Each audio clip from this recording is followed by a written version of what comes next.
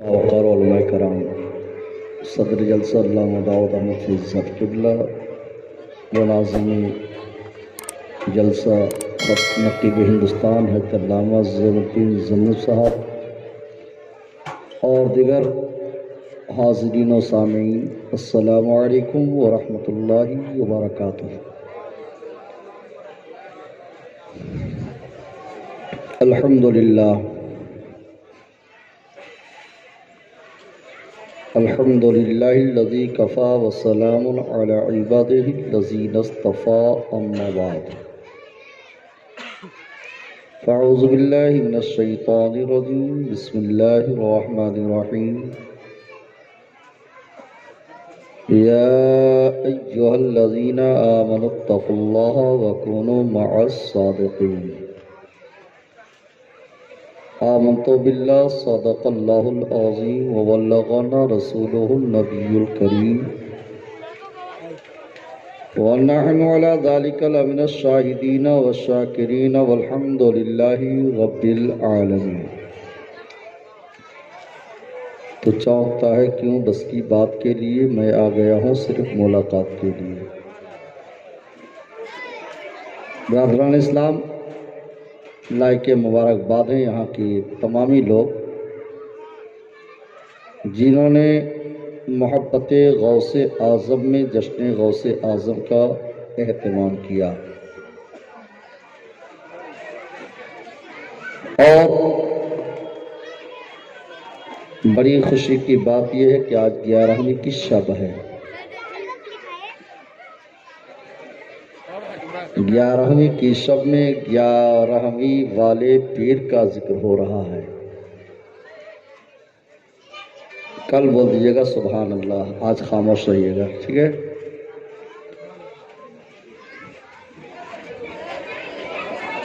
اور اس پیر کا ذکر ہونے والا ہے جس کی شان یہ ہے، فرماتے ہیں کہ اگر میں چاہ لوں تبھی لوگ بولا کرتے ہیں، میرا ذکر کرتے ہیں، اگر میں نہ چاہوں تو کوئی میرا ذکر کر ہی نہیں سکتا۔ فرماتے ہیں کہ لوگوں کا دل میری مٹھی میں ہے، میں جب چاہتا ہوں اپنی طرف پھیر دیتا ہوں، تو لوگ مجھے دیکھ کر ادب بھی کرتے ہیں، تعظیم بھی کرتے ہیں، سلام بھی کرتے ہیں۔ وہ بڑے پیر، پیروں کا پیر، روشن ضمیر، دستگیر، جس کی نگاہ ولایت سے نہ جانے کتنے گنہگار نیکوکار بن گئے، کتنے گمراہ رہبر و رہنما بن گئے، اور کتنے ہی چوروں کو، ڈاکو کو ولی کامل بنا دیا۔ آج اس پیر کا ذکر ہونے والا ہے۔ ذرا سوچئے کہ جب اس پیر کے نام کا جشن منا رہے ہیں، جلسہ کر رہے ہیں، اور ان کی محبت میں لوگ آئے ہیں، جب ان کا عالم یہ ہے تو نبی دو جہاں کا عالم کیا ہوگا؟ جب نواسہ مصطفیٰ غوث اعظم کا ذکر ہو رہا ہے تو ہمارا دل اس قدر شاد ہے۔ مصطفیٰ کا ذکر ہوتا ہے تو کس قدر شاد ہوتا ہے۔ آج آپ کے اس علاقے میں سرکار کے نام کا بزم سجا ہے، اللہ آپ کی محنتوں کو قبول فرمائے، حاضری کو قبول فرمائے۔ جن کو درود پاک کی یاد ہے، محبت کے ساتھ نبی کی بارگاہ میں تحفہ درود پیش کریں۔ اللہم صلی علی سیدنا و شفیعنا و حبیبنا و نبینا مولانا محمد معدد الجود والکرم وعلی آلہ و صحابہ وبارک وسلم۔ صلو علیہ صلاۃ و سلام دائما علیکہ یا رسول اللہ۔ صلو علیہ صلاۃ و سلام دائما علیکہ یا حبیب اللہ صلی اللہ تعالی علیہ وسلم۔ امام عشق محبت اعلیٰ حضرت عظیم البرکت الشاہ امام احمد رضا خان فاضل بریلوی علیہ الرحمت الرحمان کیا ہی خوب فرماتے ہیں کہ واہ کیا مرتبہ اے غوث ہے بالا تیرا. اللہ نے زبان دی ہے بطور شکرانہ، بولیے سبحان اللہ. بطور شکرانہ بولیے الحمدللہ. اتنا آہستہ بولنا ہے، شکرانہ اسی کو کہتے ہیں. زور سے بولیے سبحان اللہ. جب رب نے زبان دی ہے تو اس کا نام لینے میں اس قدر تساہلی کیوں، کوتاہی کیوں؟ اس رب نے زبان دی ہے تو کم سے کم شکر کے طور پر ہی جملہ اگر ہم بول دیں سبحان اللہ الحمدللہ کہہ دیں تو شکرانہ بھی ادا ہو جائے، اس کی بڑائی اور اس کی پاکی بھی بیان ہو جائے. واہ کیا مرتبہ ہے غوث ہے بالا تیرا، اونچے اونچوں کے سروں سے قدم اعلیٰ تیرا. سبحان اللہ. سر بھلا کیا کوئی جانے کہ ہے کیسا تیرا. سر بھلا کیا کوئی جانے کہ ہے کیسا تیرا. اولیاء ملتے ہیں آنکھیں وہ ہے تلوا تیرا. سبحان اللہ. اولیاء ملتے ہیں آنکھیں وہ ہے تلوا تیرا. تبھی تو غوث اعظم نے فرمایا قدمی ہذہ علی رقبت من کل ولی اللہ، میرا قدم تمام ولیوں کے کاندھے پر. یہ جملہ زبان غوث اعظم سے ادا ہوا تو لوگ حیرت میں ڈوب گئے کہ غوث اعظم نے اس قدر غرور کی بولی بول دی، فخر کی بولی بول دی، انا کی بولی بول دی. ذرا سوچو غوث اعظم نے زبان سے نکالا تھا اگر یہ رب کی بارگاہ میں مقبول نہیں ہوتا تو یقیناً ہندوستان کی دھرتی پر رہنے والے سرکار ہند الولی غریب نواز یہ نہیں کہتے یہ دل یہ جگر یہ آنکھیں یہ سر ہے، یہ دل یہ جگر یہ آنکھیں یہ سر ہے. جہاں چاہو رکھو قدم غوث اعظم، جہاں چاہو رکھو قدم غوث اعظم. سرکار غریب نواز نے بتا دیا اے لوگو غوث اعظم کی اپنی زبان ہے کہ ان کا قدم میرے کاندھے پر، لیکن عقیدت معین الدین یہ ہے کہ ان کا قدم چاہے دل پہ پڑے، جگر پہ ہو، آنکھوں پہ ہو، سر پہ ہو، وہ جہاں چاہے رکھ دیں، یہ ان کو اختیار حاصل. سرکار غوث اعظم کی شان بڑی اونچی ہے، بہت بڑا مرتبہ ہے، اور ہم لوگ بڑے خوش قسمت ہیں کہ ان سے پیار کرتے ہیں. کچھ لوگ تو ان کے ٹائٹل ہی میں الجھے ہوئے ہیں، ان کے لقب ہی میں پھنسے ہوئے ہیں. جب کوئی نام دیوانہ ان کا لیتا ہے غوث اعظم کہتا ہے تو لوگوں کو تکلیف ہو جاتی ہے کہ غوث اعظم اسے کہا جا رہا ہے، ایک بندے کو کہا جا رہا ہے، ایک انسان کو کہا جا رہا غوث اعظم. غوث اعظم کا معنی بڑا مددگار، غوث اعظم معنی بڑا مددگار. تو بعض لوگ سمجھتے ہیں کہ بڑا مددگار تو صرف خدا ہے. یاد رکھیے القاب جب بھی دیے جاتے ہیں جو لوگ دیتے ہیں دینے والے بھی ایرے گہرے نہیں ہوتے، وہ بھی بڑے علم والے ہوتے ہیں. جب کوئی کسی کو لقب دیتا ہے تو وہ بھی بہت تعلیم یافتہ ہوتا ہے، بہت بڑی ہستی کا مالک ہوتا ہے، بہت بڑا علم داں ہوتا ہے، تب وہ لقب دیتا ہے. اور لقب دیتے وقت بہت سارے طریقوں سے وہ جھانچ لیتا ہے کہ یہ لقب جس کو دیا جا رہا ہے وہ اس کا اہل ہے یا نہیں، وہ اس کے قابل ہے یا نہیں، یہ اس کے لائق ہے یا نہیں.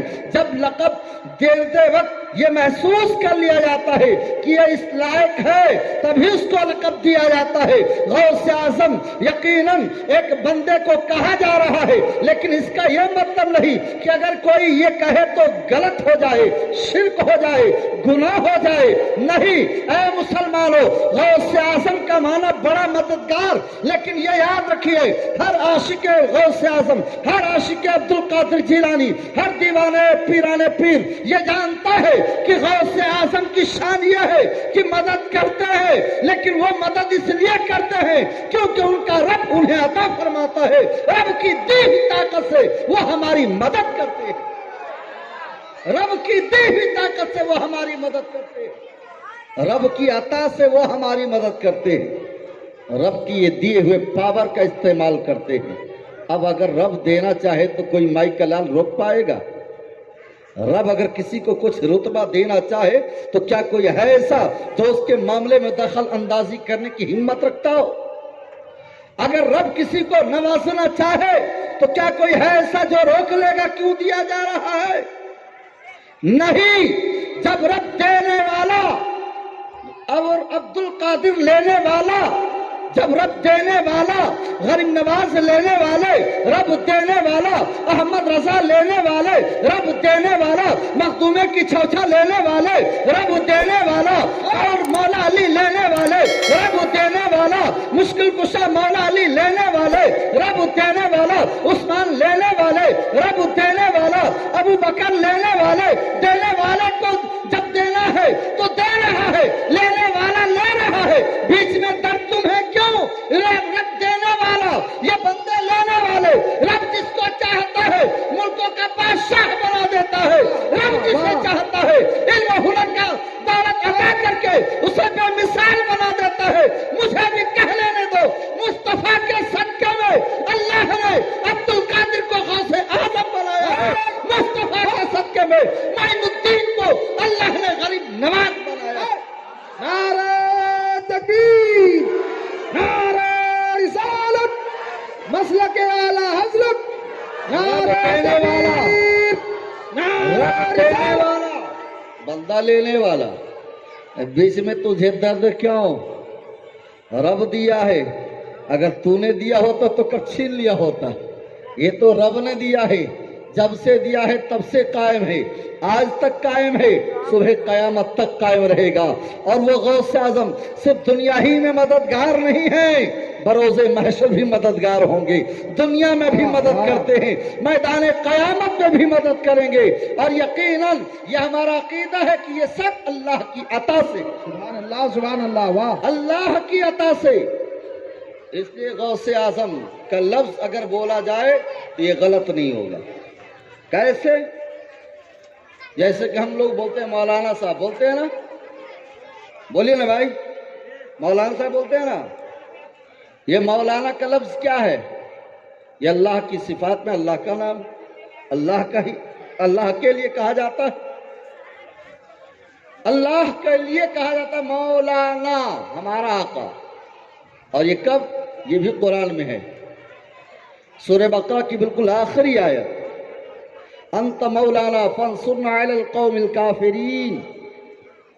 یہ اللہ نے قرآن میں آتا ارشاد فرما دیا، جب مولانا اللہ کے لیے بولا جا رہا ہے تو تم اپنے مولویوں کو مولانا کیوں کہتے ہو؟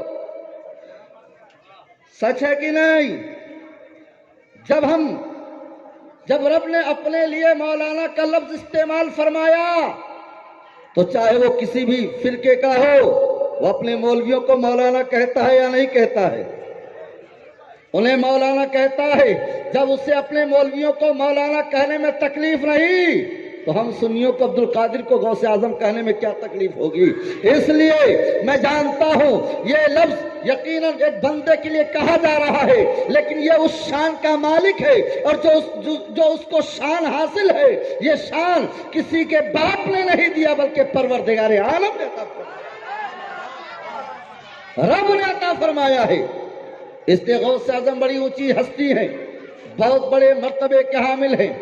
سرکار غوث اعظم رضی اللہ تعالیٰ عنہ اس عظیم مرتبے پر فائز ہیں کہ ان کی بارگاہ میں آنے والا اگر بد خیال آ جائے تو نیک خیال ہو جائے، چور آ جائے تو نیک بن جائے، گناہگار آ جائے تو نیکوکار ہو جائے۔ اس لیے کہ سرکار غوث اعظم کی شان یہ ہے کہ جب آپ کی بارگاہ میں آنے والا ایک چور آیا ہے اور اس نظریے سے آیا ہے کہ عبد القادر کا گھر ہے، غوث کا گھر ہے، بڑے پیر کا گھر ہے، بہت مال ہوگا، بہت دولت ہوگی، بہت کچھ سرمایہ حاصل ہوگا، لیکن اسے کیا پتا تھا جا رہا ہوں چور بن کر آؤں گا ولی بن کر؟ بولیے نا اسے کیا خبر تھی؟ اسے کیا پتا تھا؟ جا رہا ہوں چوری کی نیت سے، لیکن چوری کی نیت سے جانے والے کو پتا نہیں کہ مجھے جا تو رہا ہوں مال دنیا کا لینے کے لیے، دنیا کی دولت حاصل کرنے کے لیے، لیکن مجھے دنیاوی مال نہ ملے گا بلکہ وہ مال مل جائے گا جس مال کو پانے کے لیے کسی کو برسوں محنت کرنی پڑتی ہے، برسوں جہاد کرنا پڑتا ہے، برسوں نفس کشی کرنی پڑتی ہے، کبھی سوکھی روٹیوں سے گزارا کرنا پڑتا ہے، کبھی چنے سے گزارا کرنا پڑتا ہے، کبھی نفس کو مارنا پڑتا ہے، خواہشوں کو ختم کرنا پڑتا ہے، تب جا کے وہ منصب، وہ رتبہ، وہ عزت نصیب ہوتی ہے۔ لیکن اسے چور کو پتا نہیں کہ وہ رتبہ، وہ عزت، وہ مقام جو کسی کو برسہ برس کی محنت کے بعد حاصل ہوتا ہے اسے چند سیکنڈوں میں حاصل ہو جائے گا۔ اسے کیا خبر تھی؟ آنے والا چوری کی نیت سے کمرے میں آ گیا۔ جب کمرے میں آیا تو سرکار غوث اعظم عبادت میں ہے، مال جمع کیا، مال جمع کرنے کے بعد سوچا نکل جاؤں، لیکن آنکھوں کی روشنی غائب۔ جب مال رکھے تو روشنی آ جائے، جب مال اٹھائے لے کر جانا چاہے تو روشنی غائب۔ یہ کیا معاملہ ہے؟ جب وہ مال رکھتا تھا آنکھوں کی روشنی واپس ہو جاتی تھی، جو ہی مال لے کر واپس جانا چاہتا تھا آنکھوں کی روشنی غائب ہو جاتی تھی۔ اسی اثنا میں دروازے پہ دستک ہوئی، آنے والے نے آواز دی، سلام کیا اور سرکار غوث اعظم کی بارگاہ میں عریضہ پیش کیا، حضور فلاں علاقے کے لیے، فلاں جگہ کے لیے اب دال چاہیے۔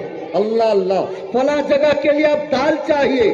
سرکار غوث اعظم عبادت میں تھے، فارغ ہوئے تو جو ہی فارغ ہوئے اور یہ آواز جب اس چور نے سنی تو وہ سائیڈ میں کہیں جا کر چھپ گیا۔ اللہ اکبر، وہ چھپ کے بیٹھ گیا۔ سرکار غوث اعظم سے جب اس آنے والے کی ملاقات ہوئی، آنے والے نے کہا حضور فلاں جگہ کے لیے اب دال چاہیے، تو غوث اعظم نے کیا فرمایا؟ چلو بعد میں آ کر لے لینا، بعد میں آ کر لے لینا۔ کہا حضور اگر اس لمحے میں، اس دوران میں کوئی حادثہ ہو گیا، کوئی معاملہ بگڑ گیا تو اس کا ذمہ دار کون ہوگا؟ اس لیے آنن فانن چاہیے، بہت جلدی چاہیے اور فوراً ہی چاہیے، تاکہ وہاں پر اس شخص کو مقرر کیا جائے، وہاں کی حفاظت، وہاں کی نگہبانی، وہاں کی رکھوالی اس کے حوالے کر دی جائے۔ اللہ اکبر۔ اے لوگوں، آپ ذرا ایک بات بتاؤ، ہندوستان کو چلاتا کون ہے؟ بظاہر پی ایم چلاتا ہے، صدر چلاتے ہیں اور سی ایم چلاتے ہیں، دیگر M P M L A مل کر پورے ہندوستان کے لوگوں کو بظاہر چلاتے ہوئے نظر آتے ہیں، لیکن یہ بتاؤ کہ یہ لوگ جو چلا رہے ہیں یہ ظاہری لوگ ہیں، یہ وہ لوگ ہیں جن کو آپ چنتے ہو، اپنے ووٹوں کے ذریعے کامیاب کرتے ہو، اپنے ووٹوں کے ذریعے سکسیس کرتے ہو، آپ ہی کے ووٹ سے وہ کامیاب ہوتے ہیں۔ ووٹ لینے سے پہلے آپ کے سامنے ہاتھ جوڑتے ہیں، ووٹ لینے کے بعد 5 سال تک آپ سے ہاتھ جوڑواتے ہیں۔ یہ وہ لوگ ہیں جو ووٹ لینے سے پہلے ایک بار ہاتھ جوڑتے ہیں آپ کے سامنے، اور ووٹ لینے کے بعد کامیاب ہو گئے تو 5 سال آپ ان کے سامنے ہاتھ جوڑتے ہیں، انتظار میں کھڑے رہتے ہیں۔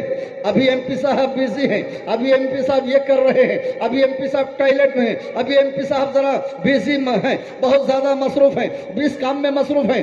گویا کہ آپ جن کو چنتے ہو وہ آپ کو دھوکہ دیتا ہے، جس کو آپ چوائس کرتے ہو وہ آپ کو دھوکہ دیتا ہے، لیکن جس کو رب چوائس کرتا ہے وہ رب کا بھی ہوتا ہے، رب کے بندوں کا بھی کام کر جاتا ہے، رب کا بھی حکم سنتا ہے، رب کے بندوں کی خدمت بھی کرتا ہے، رب کی حکم مرضی سے، رب کے حکم سے، رب کے فرامین اور اس کے احکام کو وہ نافذ کرتا ہے اور اس کے حکم کے تابع وہ کام کرتا ہے۔ وہ دنیا والوں کے لیے کبھی نقصان دہ نہیں ہوتا بلکہ دنیا والوں کو ہمیشہ فائدہ پہنچاتا ہے۔ لوگوں، سرکار غوث اعظم رضی اللہ تعالیٰ عنہ کی بارگاہ میں آنے والے نے کہا حضور جلدی چاہیے. فرماتے جاؤ سائیڈ میں بیٹھا ہے اسے لے لو, سائیڈ میں بیٹھا ہے لے لو. آنے والا چور تھا, آنے والا چوری کی نیت سے آیا تھا, چوری کرنے آیا تھا, چوری کا سامان اٹھایا بھی تھا, لیکن غوث اعظم کو کیا پتا آنے والا چور آیا ہے یا کون آیا ہے. جب میں نے اس واقعے کو پڑھا, بزرگوں سے سنا, تو میں نے کہا کہ جب میرے غوث کا عالم یہ ہے تو نبی دو جہاں کا عالم کیا ہوگا, مدینے والے کا عالم کیا ہوگا. جب بغداد والے کا عالم یہ ہے تو مدینے والے کا عالم کیا ہوگا. اے لوگوں, میں عرض کرنا چاہوں گا, غوث اعظم فرماتے ہیں اے آنے والے جاؤ, سائیڈ میں کونے میں بیٹھا ہوا ہے اسے لے جا, اسے بنا دے, اسے ابدال مقرر کر دے. جب اسے لینے کے لیے وہ پہنچے, کہا چلو تمہیں ابدال مقرر کیا جا رہا ہے. تو اس چور نے کہا تھا حضور میں ابدال نہیں ہوں, میں کوئی ولی نہیں ہوں, میں کوئی نیک انسان نہیں, میں تو چور ہوں. تو آنے والے نے کہا جب تم آئے تھے چور تھے, نگاہ غوث اعظم نے تمہیں ابدال بنا ڈالا ہے, نگاہ غوث اعظم نے تمہیں ابدال بنا دیا ہے. سبحان اللہ سبحان اللہ. نعرہ تکبیر, نعرہ اسد اقبال صاحب تشریف مسلک اعلیٰ حضرت شاعر انٹرنیشنل حضرت اسد اقبال کلکتوی صاحب. نعرہ تکبیر, نعرہ رسالت.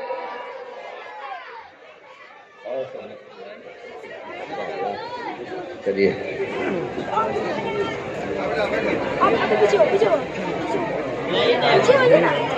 بیٹھ جائیے, جن کا انتظار آپ کر رہے تھے وہ آ گئے ہیں. انٹرنیشنل شاعر تشریف لا چکے ہیں, بس چند منٹ کے بعد آپ سے ملاقات بھی ہو جائے گی, آپ ان کا کلام بھی سنیں گے.